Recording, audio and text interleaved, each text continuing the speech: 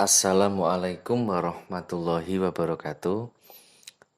Mata kuliah kita metodologi penelitian komunikasi kualitatif. Nama saya Muhammad Sinung Restendi, dipanggil Sinung. Kemudian kelahiran Tulungagung, alumni komunikasi penyiaran Islam di UIN Sunan Ampel, Surabaya. Nah, kontrak belajar kita, yang penting teman-teman fokus sesuai dengan program belajar kita, menyelesaikan setiap agenda kuliah, disiplin, kemudian aktif, bertanya. Saya kira itu sudah memenuhi nilai grade maksimal ya. Saya kira itu aja. Untuk bagaimana mekanismenya, teman-teman santai tapi serius gitu. Karena kita daring itu saya lebih suka kita tidak banyak terikat waktu, kita tidak menghabiskan kuota, teman-teman menyesuaikan mood teman-teman sendiri untuk mengikuti kuliah dan menyelesaikan setiap agenda pembelajaran itu. Oke. Jadi di mata kuliah kita ini satu semester nanti kita kalau bisa menghasilkan produk berupa artikel yang layak publis. Kalaupun nanti tidak layak nggak apa-apa.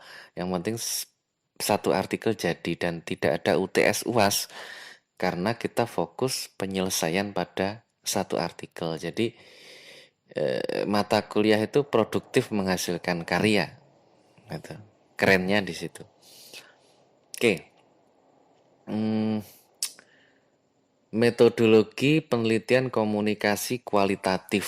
Nah, ini kita akan membahas secara sederhana karena nanti setelah ini teman-teman nge-review di komentar YouTube, dikirim reviewnya, jangan lupa di copy paste, dikirim ke PJ dan saya. Tapi nulisnya itu jangan kopas karena kita belajar untuk menulis mandiri dari ide-ide yang kita ketemukan, teori dan juga fakta data di lapangan. Nah, kaitan ke depan, teman-teman nanti setelah materi sederhana ini, teman-teman bikin artikel minimal 1000 kata. Tuh, untuk minggu ke depan. Jadi minggu ini fokus untuk review. Nanti infonya itu akan diinfokan lebih lanjut. Oke, metodologi penelitian komunikasi kualitatif. Jadi riset kualitatif itu menjelaskan fenomena yang mendalam dengan data yang sangat dalam. Lebih menekankan pada kedalaman kualitas dibandingkan dengan kuantitas data, populasi ataupun sampling. Jadi lebih mendalam pada objek yang kita teliti. Lebih mendalam pada objek yang kita teliti. Kita mau meneliti framing, kita mau meneliti tentang pengaruh intensitas, ya, mengakses media tertentu, atau kita mau melihat dinamika atau pesan dakwah. Nah, itu riset kualitatif berperan. Ciri riset dengan metodologi kualitatif itu intensif, waktunya lama pada setting lapangan, ya. Jadi kalau teman-teman sederhananya, teman-teman nanti mau neliti apa, judulnya apa, kalau bisa itu di media, perusahaan, komunitas yang teman-teman itu tidak jauh atau terlibat. Minimal teman-teman punya pengalaman di situ. Itu akan lebih intensif. Yang kedua, perekaman yang kuat. Dokumen catatan lapangan saya kira itu penting untuk menguatkan data. Kemudian deskripsi detail, ada kutipan dan juga komentar. Mungkin dari pimpinan perusahaan, aksesnya teman-teman lebih mudah itu.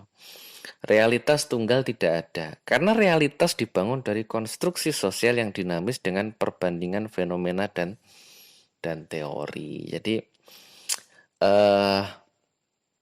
realitas itu kemudian dibangun dari konstruksi sosial yang dinamis, dari imajele, dari daya khayal kita melihat sesuatu yang dibandingkan dengan fenomena dan teori yang kesemuanya itu diukur dari logika berpikir. Begitu. Contoh sederhananya teman-teman meneliti tentang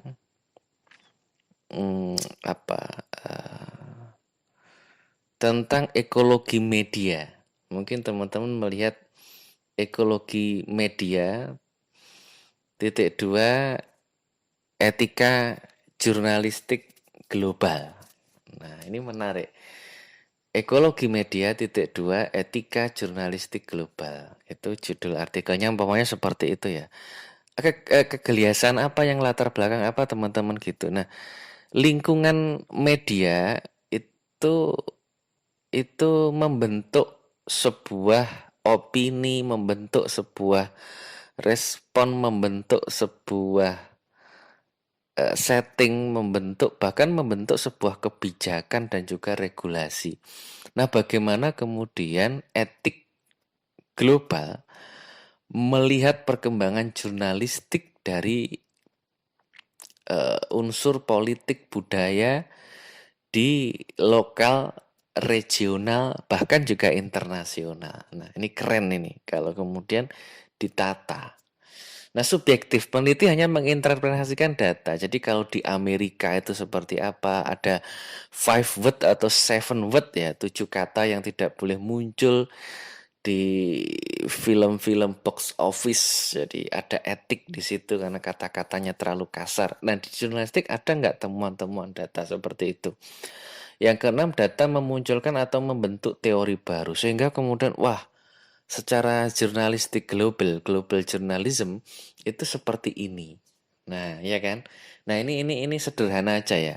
Nah, teman-teman artikelnya nanti tuh bebas. Teman-teman mau ngulik jurnalistik, teman-teman mau ngulik broadcast, teman-teman mau melihat gaya komunikasi pimpinan Partai Demokrat ya kan? Gaya komunikasi pimpinan Partai Demokrat di tengah isu kudeta. Nah, itu kayak kan banyak data tuh, banyak di TV One teman-teman kalau lihat linknya catatan demokrasi nanti teman-teman bisa aling-abalin ngomong apa, jubir Demokrat versi KLB ngomong apa, sekjen Demokrat versi SBY bilang seperti apa. Ini bisa menjadi data yang menunjukkan dan membentuk teori baru bagaimana gaya komunikasi, apakah instruktif, apakah delegatif, macam-macam. Ini menarik. Ini contoh ya. Jadi keren ini.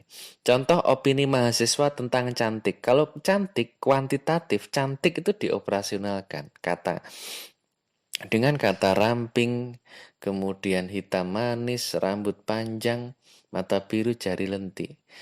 Bagaimana cantik menurutmu? A. Atau di kotak itu ya, ramping, hitam manis. Centang aja yang menurut kamu cantik, definisimu cantik yang mana? Berarti hitam manis itu enggak masuk cantik menurut saya, berarti enggak dicentang. Rambut panjang, cantik. Mata biru enggak, saya agak enggak suka gitu. Jari lentik oke lah gitu. Ada yang nggak suka. Nah, itu kuantitatif. Nanti muncul grafik ya kan. Kalau kualitatif enggak. Makna cantik itu dari subjek riset dengan dialog dan data. Dengan diintervensikan dibantu oleh fenomena dan teori. Jadi dibenturkan, diimbangi, ditambah referensi ya kan. Dikorelasikan, intervalkan dengan fenomena dan teori yang ada. Sehingga hasilnya bisa memunculkan teori baru tentang cantik. Nah, metode riset kualitatif itu bisa melalui FGD, wawancara, observasi, studi kasus, dan juga etnografi. fotografi. Nah, FGD ini yang menentukan kan yang bermain penting itu kan moderator, sehingga dapat data dari responden yang bisa jadi pilot landasan suatu program. Nah, wawancara mendalam terhadap responden atau informan. Observasi mengamati langsung objek yang diteliti. Bisa jadi partisipan anggota kelompok. Seperti kalau kita di UIN, kita neliti di UIN. Walaupun itu sangat tidak ideal menurut saya untuk pembelajar atau pemula, peneliti pemula ya. Saya kira belum begitu ideal. Kelebihannya gini, sehingga wawancara itu mengalir. Kalau kita ketemu orang lain masih jarang, itu malah kaku. Apakah grounded teorinya itu nanti dipertanyakan, apakah ini sebatas dugaan jawabannya atau formalitas, sehingga tidak muncul eksplorasi yang mendalam. Kalau wawancara tradisional tuh kan, kalau sudah akrab tuh kan mengalir tuh, semuanya bisa muncul gitu. Nah, yang gede itu studi kasus menggunakan berbagai sumber data. Etnografi melihat budaya dalam memaknai realitas. Jadi menelusuri dokumen, artefak juga melalui FGD. Nah, ini teman-teman saya kasih contoh tadi nih, gaya komunikasi pimpinan Partai Demokrat, gitu ya. Versi mana? Nah, dalam eh, di isu kudeta atau sampai saat ini. Terus kita bahas apa lagi tuh? Itu ya, ekologi media, ya kan? Dalam titik dua dalam etik global journalism, ya kan? Bagaimana melihat itu dalam skala regional, lokal, nasional ataupun internasional. Ada seven word dirty yang tidak boleh muncul di Amerika Serikat. Nah, di mana di negara lain seperti apa khasnya, sehingga menarik kesimpulan teori baru, data baru, temuan baru yang bisa menjadi referensi menarik bagi para peneliti dan akademisi. Ini teman-teman review, teman-teman hasil ulas kembali, ditambah referensi nggak apa-apa. Teman-teman punya ide-ide baru ditambahkan di reviewnya nggak apa-apa, itu jadi nilai plus. Oke, begitu saja untuk pertemuan awal sederhana, yang penting masuk dan teman-teman menikmati mata kuliah ini. Assalamualaikum warahmatullahi wabarakatuh.